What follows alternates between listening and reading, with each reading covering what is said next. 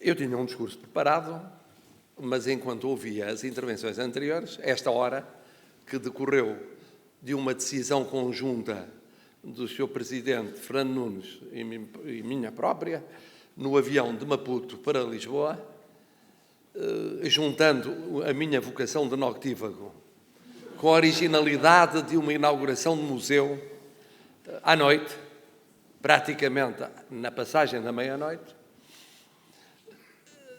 eu decidi prescindir dessa intervenção preparada para vos dizer aquilo que pensei enquanto durava a celebração eucarística na capela recuperada, restaurada de Nossa Senhora da Penha de França. E a primeira coisa que pensava é que grato que me encontrava eu por ter tido a oportunidade de me caber a inauguração de hoje e de amanhã. Poderia ter cabido ao meu antecessor. Era uma questão de meses e teria sido justo.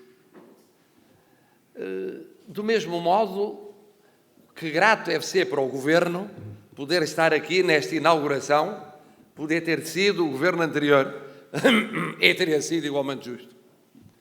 Isto se aplicaria a todos quantos, a nível nacional ou a nível municipal, a nível das várias instituições que intervieram, colaboraram num processo que culminou nesta inauguração de hoje e, de algum modo, na inauguração de amanhã. A segunda reflexão que fiz foi a seguinte, foi a de que fazia todo o sentido começar o conjunto de momentos inesquecíveis por uma celebração religiosa. Poderia parecer estranho num Estado que não é confessional, isso acontecer, mas é um Estado que respeita a história e a tradição da sociedade portuguesa.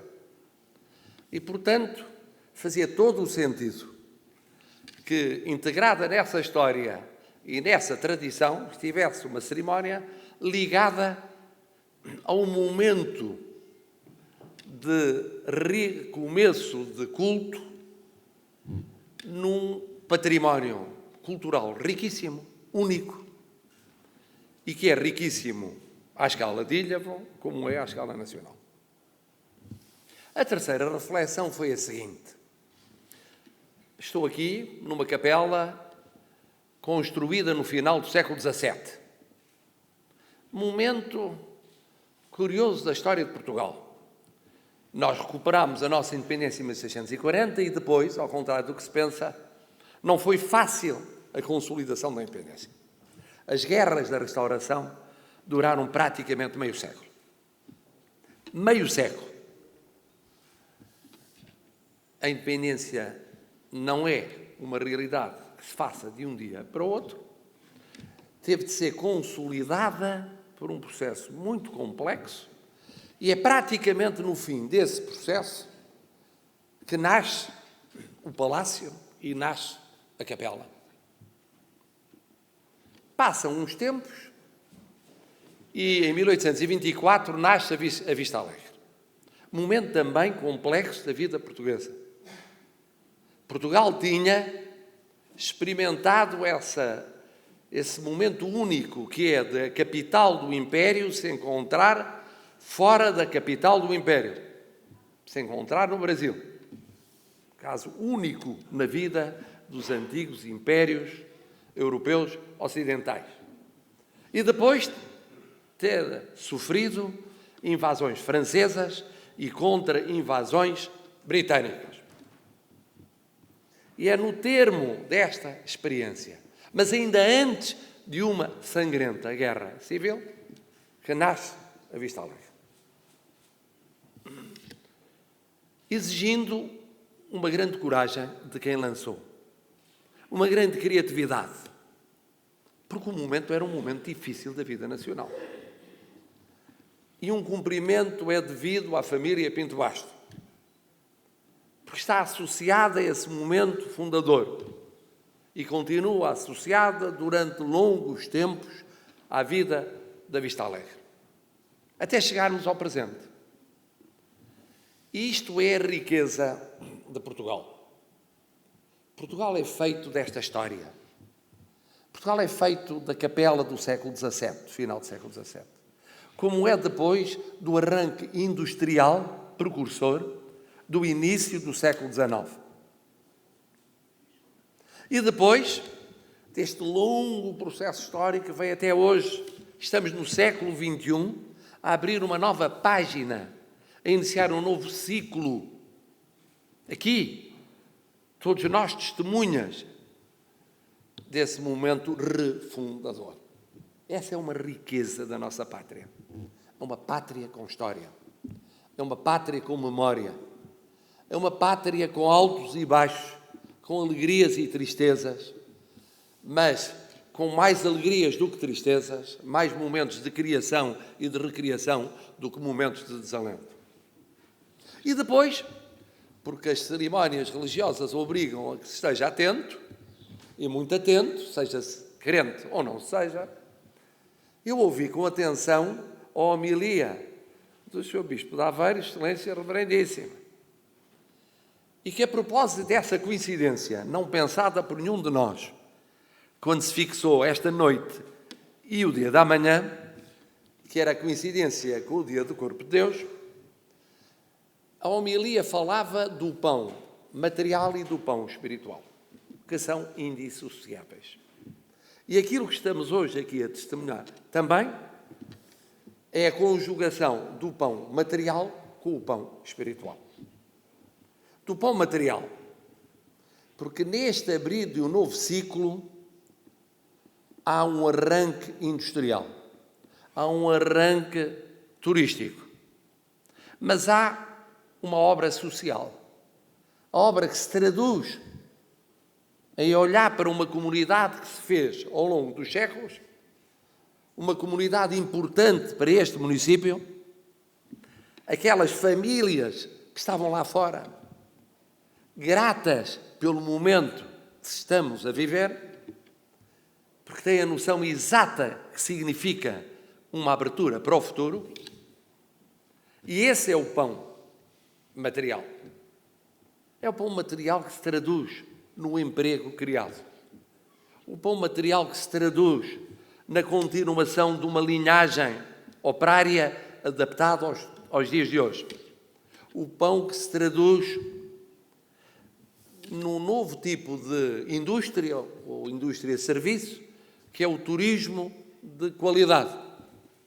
E, ao mesmo tempo, o pão espiritual, que é este museu. O pão espiritual, que é este museu. Este momento cultural, em boa hora, associado ao Museu Nacional de Arte Antiga, Casa de Excelência, que bem conheço como curador e agora pela generosidade dos meus pares, curador honorário. Isto é, há aqui, além de um retrato da riqueza de uma pátria, há também o retrato dos grandes desafios do presente e do futuro próximo de Portugal. Conjugar o pão material com o pão espiritual. O pão material, criando riqueza, com rigor, com bom senso, com os pés assentes na terra, mas criando riqueza e criando emprego. E, ao mesmo tempo, o pão espiritual. A atenção às coisas do espírito, a atenção à cultura. E a Vista Alegre é a conjugação disso mesmo. Porque tem a vertente económica, empresarial, e a vertente cultural. E foram as duas que projetaram o seu nome no mundo. No passado, projetam no presente e vão projetar no futuro. E depois, última reflexão, muito ligada àquilo que acabou de dizer o Sr. Presidente da Câmara de Ilha, que é a reinvenção. Quando olhamos para aqueles jovens ali, a trabalhar a pasta, a pintar, quando sabemos dos jovens que vão vir de todo o mundo, porque uma das finalidades é ter aqui um fórum de inovação e de criatividade, ecuménico, como é a nossa pátria, bem traduzido na presença dos representantes de países irmãos, como Angola e Moçambique, ou que se avizinham crescentemente de nós e nós deles, como é o caso da América Latina. Reinvenção, que significa o quê? Significa olhar para o futuro e fazer aquilo que nós precisamos de fazer. Apostar no conhecimento, apostar na inovação, apostar na criatividade. E termino naquilo que, no fundo, todos nós temos em mente. Porque estamos aqui tantos, tão numerosos, reunidos, passa já da meia-noite do dia 27 de maio. Estamos reunidos porque queremos significar àquele que representa o grupo que apostou neste novo ciclo da Vista Alegre, queremos significar o nosso reconhecimento, a nossa gratidão. Há aqui gente que é amiga de há décadas ou de há anos. Não é o meu caso. Há gente que acompanhou esse percurso para e passo. Aqui em Portugal, mas fora de Portugal. Eu testemunhei recentemente em Moçambique a consideração do Sr. Presidente da República de Moçambique pelo Presidente Fernando Nunes, que não é uma mera consideração empresarial, é uma consideração pessoal. Mas estamos aqui muitos outros que contactamos com esta liderança em termos institucionais, estritamente institucionais. E aquilo que disse o Sr. Presidente da Câmara de Ilhavo é muito justo. Este passo é fundamental para Ilhavo. Ilhavo merece. Mas eu acrescento, este passo é fundamental para Portugal. E é isso que está aqui a querer dizer o Presidente da República de Portugal. Não é o cidadão Marcelo Rebelo de Sousa, que poucas vezes privou com o cidadão Fernando Nunes, episodicamente. É o Presidente da República de Portugal que está em nome das portuguesas e portugueses a dizer ao Presidente Fernando Nunes que Portugal está grato por ter sabido compreender a importância desta escolha. Da escolha que começou a ser feita em 2009, quando decidiu avançar, que foi renovada em 2013, quando aprofundou esse avanço, e que hoje tem um passo mais, mas que não termina hoje. É um passo mais virado para o futuro. Nós precisamos, em Portugal, de muitos desses passos. É isso que nos vai dar no contexto europeu, porque também eu sou europeísta, cidadão, e também eu sou europeísta, Presidente da República de Portugal, porque é uma opção fundamental da nossa política externa, mas é desses passos que nós precisamos.